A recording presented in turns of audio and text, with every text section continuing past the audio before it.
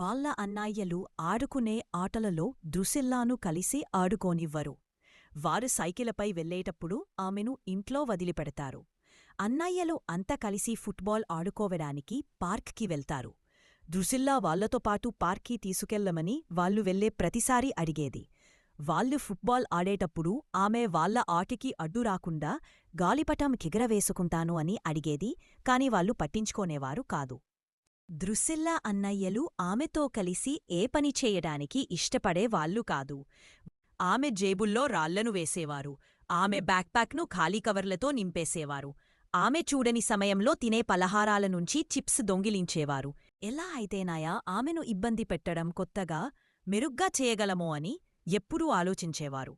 కాని మౌనంగా ఆలోచనలతో నిండి ఉండే చిన్న పాపగా ద్రుసిల్లా అంత ఈజీగా బాధపడేది కాదు. ఆమె అన్నయ్యలు ఏ చేసినా ఆమె ఎప్పుడూ ఏడలేదు, గట్టిగా అరిస్తూ వేధించలేదు. ద్రుసిల్లా వారిని పట్టించుకోకుండా మిస్టర్ మూలాగా సైలెంట్గా ఉండడం నేర్చుకుంది.